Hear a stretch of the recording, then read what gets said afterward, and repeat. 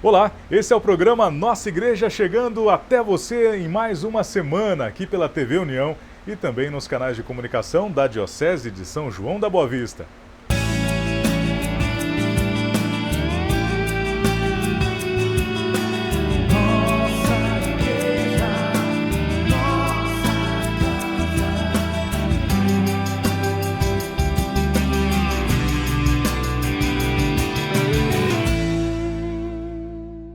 Chegando mais um episódio do programa Nossa Igreja que traz um pouco da realidade da nossa diocese até você.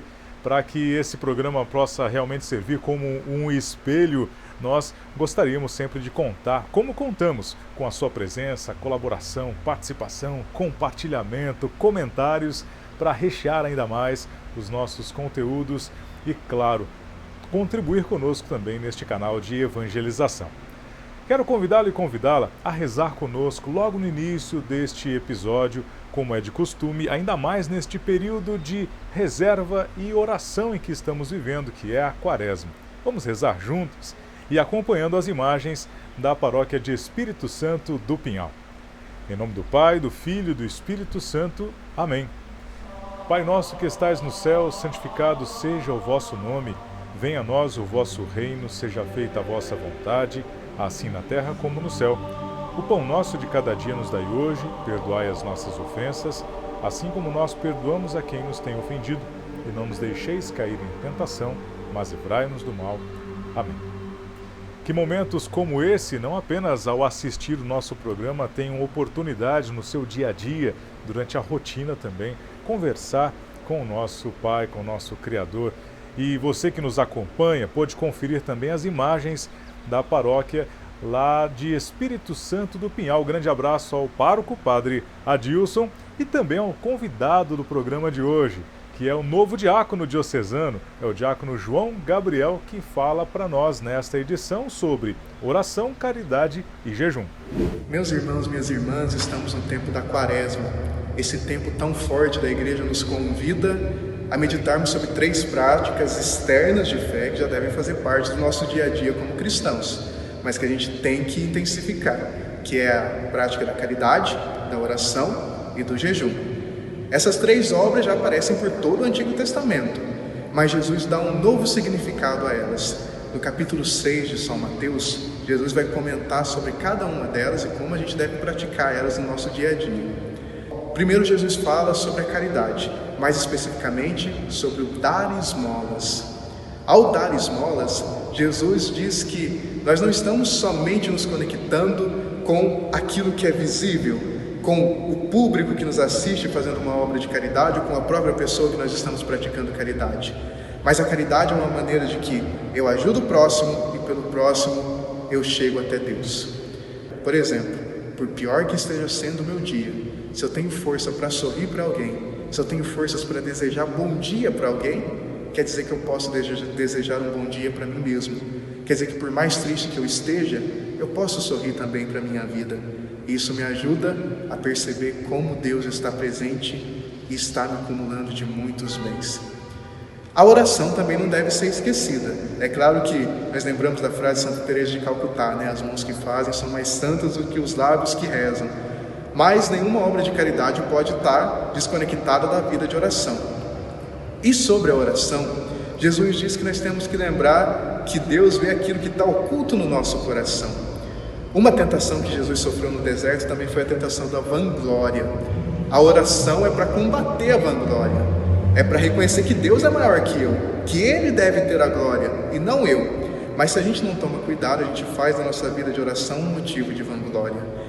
Por isso a gente tem que lembrar sempre as nossas práticas de oração, as nossas presenças externas nos momentos em que nós nos reunimos em comunidade, não é para que eu me engrandeça, não é para que eu me mostre, olha como eu estou vivendo a minha fé, mas é para que Deus encontre o que está oculto no meu coração. Por isso Jesus dá o exemplo de entrar no quarto, fechar a porta. Onde nós estejamos, a oração é sempre estar sozinho diante de Deus e não preocupado com quem está à volta, com quem está me vendo. Senão, eu acabo fazendo daquilo que deveria combater a vanglória um motivo de vanglória. O terceiro gesto externo de fé meditado por Jesus é o jejum. O jejum é uma prática muito comum na quaresma. E todos nós escolhemos alguma coisa para jejuar ou para ficar abstinentes nesse tempo da quaresma. Mas Jesus, quando fala do jejum, ele diz que ele não deve ser também um motivo de querer aparecer. Por quê? O jejum ele combate uma tentação sofrida por Jesus também no deserto. Lembrando que os 3 essos externos combatem as 3 tentações. Jesus sofreu a tentação da gula.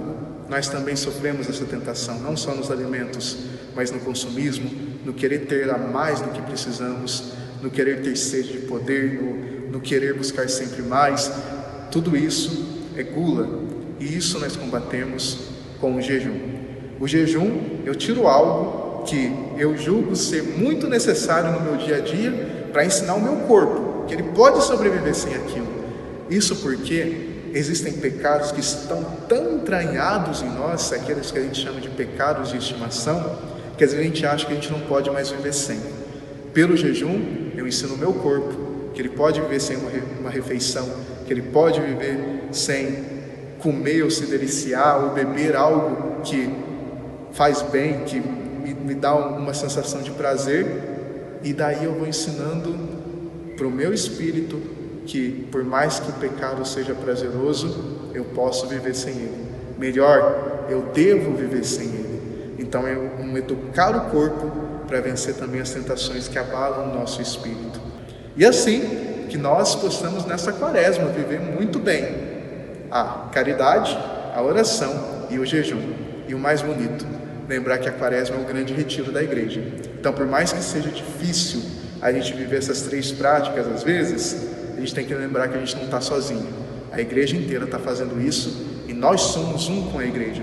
Praticamos isso em unidade com a igreja. E na igreja nós buscamos força para viver a quaresma.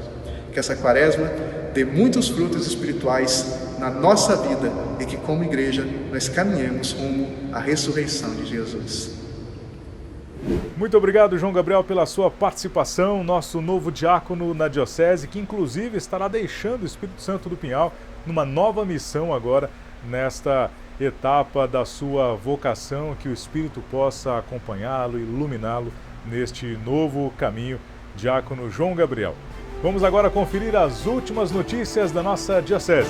O Instituto Coração de Maria abriu o ano letivo com a missa votiva ao Espírito Santo, presidida pelo arcebispo metropolitano de Ribeirão Preto e administrador apostólico em nossa Diocese, Dom Moacir Silva, nesta segunda, 19 de fevereiro. Confira também as datas locais e horários das confissões comunitárias na Diocese de São João da Boa Vista nesta quaresma, nas redes sociais da Diocese e também no site. E começa neste domingo 25 de fevereiro mais um módulo da Escola Diocesana de Teologia para Leigos. Comissão Diocesana Bíblico-Catequética se reuniu no sábado 18 para avaliação e programação deste ano 2024. Saiba também quais serão os dias dos encontros vocacionais na Diocese de São João da Boa Vista neste ano. E na última semana, as foranias se reuniram nas manhãs de espiritualidade com clero diocesano. E chegou o momento agora no Nossa Igreja de ouvirmos a palavra do pastor, que tem a participação do reitor do Santuário Nossa Senhora do Desterro de Casa Branca e também assessor da Pastoral da Comunicação, Padre Mário Adorno. Amados irmãos, amadas irmãs, minha saudação a todos vocês. Nós estamos vivendo o tempo quaresmal, este tempo forte de experiência de Deus, esse retiro com Jesus, nesses 40 dias em que Ele ficou no deserto, nessa profunda entrega de sua vida, preparando-o para o Calvário, para o momento do suplício, da dor, do sofrimento e de sua entrega total por amor de nós. Nós entramos nesse mistério e nos revestimos também da penitência, da sincera vontade de converter o nosso coração. E vamos então hoje, neste segundo domingo da Quaresma, chamado o Domingo da Transfiguração, vamos ouvir a palavra de Deus, vamos meditar o Santo Evangelho.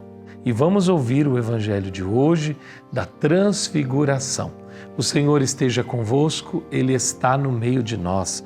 Proclamação do Evangelho de Jesus Cristo, segundo Marcos. Glória a vós, Senhor. Naquele tempo, Jesus tomou consigo Pedro, Tiago e João e os levou sozinhos a um lugar à parte, sobre uma alta montanha, e transfigurou-se diante deles. Suas roupas ficaram brilhantes e tão brancas como nenhuma lavadeira sobre a terra poderia alvejar. Apareceram-lhe Elias e Moisés e estavam conversando com Jesus. Então Pedro tomou a palavra e disse a Jesus: Mestre, é bom ficarmos aqui. Vamos fazer 3 tendas, uma para ti, outra para Moisés e outra para Elias. Pedro não sabia o que dizer, pois estavam todos com muito medo. Então desceu uma nuvem e os encobriu com sua sombra, e da nuvem saiu uma voz: Este é o meu filho amado, escutai o que ele diz. E de repente, olhando em volta, não viram mais ninguém, a não ser somente Jesus com eles.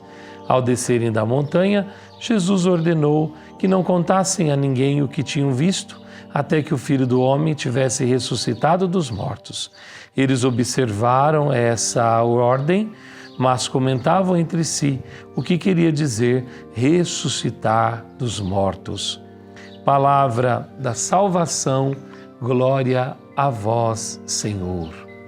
Meus amados irmãos e irmãs, neste segundo domingo da Quaresma, então nós meditamos o Evangelho da Transfiguração de Jesus. Como Moisés também teve o seu rosto brilhante, aquela experiência no alto do monte, assim hoje Jesus também, o seu rosto que brilha, toda aquela imagem nos recorda e também prenuncia para os discípulos aqui presentes a sua ressurreição. Ao mesmo tempo que Jesus lhes diz que o Filho do Homem vai sofrer nas mãos dos homens, que vai morrer, também Jesus hoje, talvez para dar um conforto ao coração deles, ou então dizer o que será após cruz, após a sua morte, então a vitória, a glória que se manifestará, mas que eles devem descer desta montanha para Jerusalém. E realmente é necessário ir para a cruz, para nela também experimentar a ressurreição, para dela tirar a vida e a força que vencem a morte. Que cada um de nós, irmãos e irmãs, também possa experimentar, porque a transfiguração é mudar de figura, é mudar de situação. Podemos dizer que passamos da morte para a vida, da tristeza para a alegria, do desespero à esperança. Quantas coisas acontecem em nossa vida que são também momentos de transfiguração. Até então, quando será aquele dia glorioso, aquele dia final em que Jesus será tudo em todos e seremos transfigurados, podemos dizer assim, ressuscitados. Será a experiência da glória deste Cristo que, em sua missão, culmina com este momento, glorificado, ressuscitado. Que também nossa missão tenha essa esperança, tenha esse olhar, para que um dia também nós sejamos contemplados com esta glória de uma transfiguração final, onde cessarão as nossas dificuldades, onde cessarão as lágrimas, onde a nossa angústia e aflição terão seu ponto final e terá valido a pena acompanhar Jesus Cristo, ter descido dessa montanha e ir para Jerusalém, que é o lugar da cruz, que é o lugar da experiência também de Deus. A cruz não nos tire nada, a cruz não nos afaste de Deus, a cruz só nos aproxime e nos faça experimentar o melhor de nosso Senhor para cada um de nós. Sobre você a bênção do Deus Todo-Poderoso, Pai, Filho e Espírito Santo. Amém. Que caminhemos rumo à Páscoa do Senhor. Amém. Padre Mário, muito obrigado pela participação, pelo compartilhamento, pela contribuição aqui também no programa Nossa Igreja, à frente da Pastoral da Comunicação. Quero convidá-lo e convidá-la a nos acompanhar também na próxima semana, onde teremos a participação de mais um dos diáconos da nossa diocese, abordando mais um tema relativo deste tempo litúrgico quaresmal. Aguardamos vocês na próxima semana. Aquele abraço. Tchau, tchau.